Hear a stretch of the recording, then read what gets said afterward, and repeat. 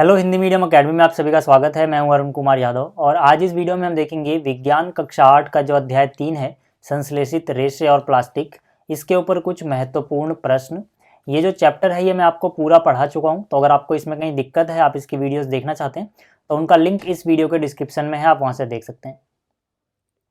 इसके अलावा अगर आप इंस्टा और फेसबुक पे हैं तो आप हिंदी मीडियम को फॉलो कर सकते हैं इंस्टा और फेसबुक पे। इसके अलावा अगर आप इंग्लिश मीडियम के स्टूडेंट हैं तो मैथ्स के लिए एक स्टडी और साइंस के लिए आप डियर साइंस को सब्सक्राइब कर सकते हैं। चलिए शुरू करते हैं। देखो, जो पहला प्रश्न है ये है संश्लेषित रेशे किसे कहते हैं। ठीक है, ये क्वेश्चन 1 नंबर में आता है लेकिन ये बहुत इंपॉर्टेंट है। तो इसका उत्तर हो जाएगा वो रेशे जो मनुष्य द्वारा बनाए जाते हैं संश्लेषित अथवा मानव निर्मित रेशे कहलाते हैं। इसका उदाहरण हो जाएगा रेयॉन, नायलॉन, पॉलिएस्टर। कई बार इसकी परिभाषा ना पूछ के आपसे उदाहरण ही पूछ लिए जाते हैं, तो इनके उदाहरणों को याद रखना भी जरूरी है। तो ये समझ में आ गया, वो रेशे जो मनुष्य खुद बना रहा है उसे हम क्या बोलते हैं, संश्लेषित अथवा मानव निर्मित। ठीक है, इनको हम कृत्रिम रेशे भी बोलते हैं, आप ये भी याद रखना। चलिए अगला प्रश्न देखते हैं। अगले प्रश्न में बोला गया है उचित शब्दों द्वारा रिक्त स्थानों की पूर्ति कीजिए। तो पहला है संश्लेषित रेशे डैश अथवा डैश रेशे भी कहलाते हैं। तो इसका उत्तर क्या हो जाएगा, मानव निर्मित अथवा कृत्रिम, जैसा कि मैंने आपको अभी बताया। ठीक, दूसरा है संश्लेषित रेशे कच्चे माल से संश्लेषित किए जाते हैं जो डैश कहलाता है। क्या कहलाता है, पेट्रो रसायन। ठीक है, जब मैंने आपको ये चैप्टर पढ़ाया था तो इसके बारे में अच्छे से बताया भी था। अगला प्रश्न है संश्लेषित रेशे की भांति प्लास्टिक भी एक डैश है। तो क्या है प्लास्टिक, एक बहुलक है। ठीक है, चलिए अगला जो ये प्रश्न है बहुत इंपॉर्टेंट है। इसमें पूछा गया थर्मोप्लास्टिक और थर्मोसेटिंग प्लास्टिक के मध्य अंतर बता दो। ठीक है, तो इसका उत्तर हो जाएगा, देखो यहाँ पे मैंने लिखा है थर्मोप्लास्टिक और यहाँ मैंने लिखा है थर्मोसेटिंग प्लास्टिक। ठीक, तो यहाँ पर जो थर्मोप्लास्टिक है इसका जो पहला हिस्सा है इसमें ये गर्म होने पर आसानी से विकृत हो जाते हैं, मतलब इन्हें आप गर्म करके इनका आकार और डिजाइन वगैरह बदल सकते हो। लेकिन जो थर्मोसेटिंग प्लास्टिक होते हैं ये गर्म होने पर विकृत नहीं होते। एक बार इनको ढाल दिया गया तो ये हमेशा वैसे ही रहेंगे, फिर आप इनको दोबारा गर्म करके, ठीक है, इनका आकार नहीं बदल सकते।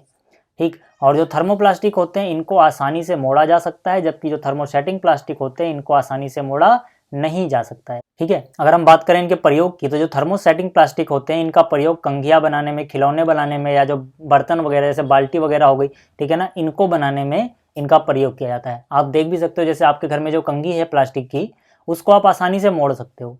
ठीक है ना, अगर आप उसको गर्म करोगे तो पिघल जाएगी। तो मतलब जो थर्मोसेटिंग प्लास्टिक होते हैं आसानी से विकृत हो जाते हैं। ठीक है, इनको आसानी से मोड़ा जा सकता है। लेकिन अगर मैं बात करूँ कि जो थर्मोसेटिंग प्लास्टिक होते हैं इनका प्रयोग कहाँ किया जाता है, तो आपको याद रखना है बिजली के स्विच या फिर बर्तन के हत्थे वगैरह या टाइल्स वगैरह बनाने में इनका प्रयोग किया जाता है। आप बिजली के स्विच को ही देख लो, जो बिजली का स्विच होता है इसमें आप चाहे आग लगा दो वो पिघलने वाला नहीं है, मतलब वो विकृत नहीं होगा गर्म करने पे।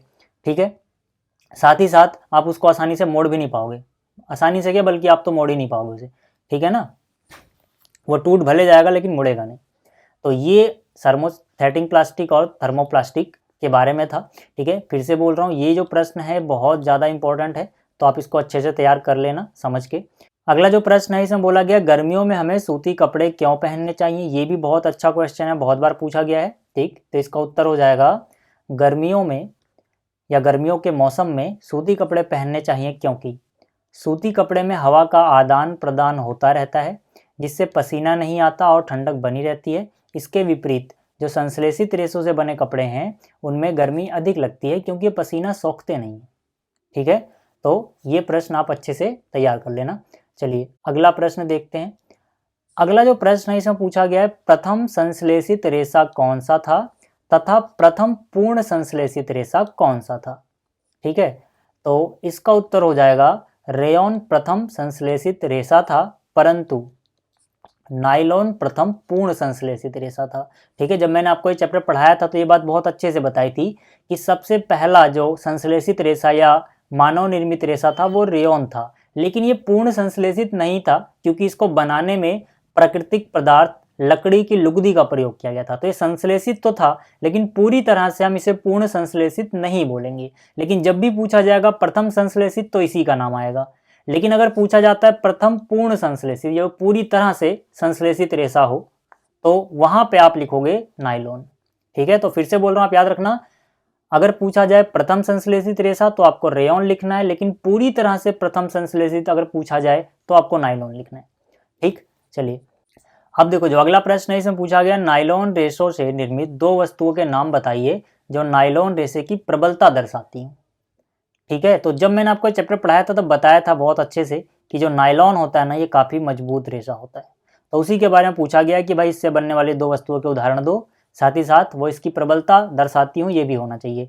तो इसके उत्तर में हम लिखेंगे चट्टानों पर चढ़ने के लिए प्रयुक्त की जाने वाली रस्सी, पैराशूट नायलॉन के रेशे की प्रबलता को दर्शाते हैं। मतलब दो चीज़ें कौन कौन सी यहाँ पे, एक रस्सी है, दूसरा क्या है, पैराशूट।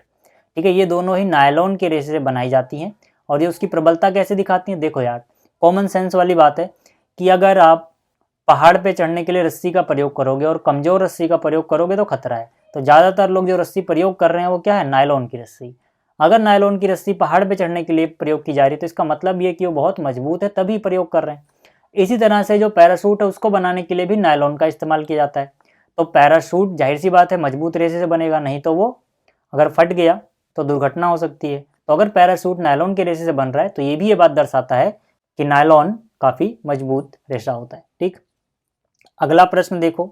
अगला प्रश्न है थर्मोप्लास्टिक और थर्मोसेटिंग प्लास्टिक के दो उदाहरण दो, है ना। इनके उदाहरण भी पूछ लिए जाते हैं। तो आपको याद रखना है जो थर्मोप्लास्टिक का उदाहरण होगा वो हो जाएगा पॉलीथीन और पीवीसी। पीवीसी की फुल फॉर्म भी बहुत बार पूछ ली जाती है, तो आपको याद रखना है पॉलीविनाइल क्लोराइड। ठीक, इसके अलावा जो थर्मोसेटिंग है उसके उदाहरण हो जाएंगे बेकेलाइट और मेलामाइन। ठीक है, तो ये भी याद रखना, बहुत बार पूछा जाता है इनके उदाहरण। ठीक, चलिए आगे चलते हैं। अगला है पेट्रो रसायन किसे कहते हैं। हमने खालिस्तान जब भरा था, ठीक है, तो थोड़ा सा इसका जिक्र आया था। ठीक, तो पेट्रो रसायन किसे कहते हैं, इसका उत्तर हो जाएगा पेट्रोलियम से प्राप्त कच्चा माल जिसके इस्तेमाल से संश्लेषित रेशे बनाए जाते हैं उन्हें हम पेट्रो रसायन कहते हैं या पेट्रो रसायन कहलाता है। ठीक, तो ये भी आप याद रखना। अगला प्रश्न है प्राकृतिक रेशों के दो उदाहरण दो। देखो अभी हमने बात करी थी मानव निर्मित रेशों की, ठीक है, उसका उदाहरण देखा था, लेकिन कभी कभी प्राकृतिक रेशों के उदाहरण भी पूछ लिए जाते हैं। तो आपको याद रखना है ऊन हो गया, कपास हो गया, जूट हो गया, ये सभी प्राकृतिक रेशों के उदाहरण हैं। ठीक, तो इस वीडियो में इतना ही। मैं उम्मीद करता हूँ कि आप ये चैप्टर काफ़ी अच्छे से तैयार कर लोगे। ये इंपॉर्टेंट क्वेश्चन भी तैयार कर लेना। साथ ही साथ अगर आपको चैप्टर में कोई दिक्कत है तो डिस्क्रिप्शन में लिंक है, आप वहाँ से देख सकते हो।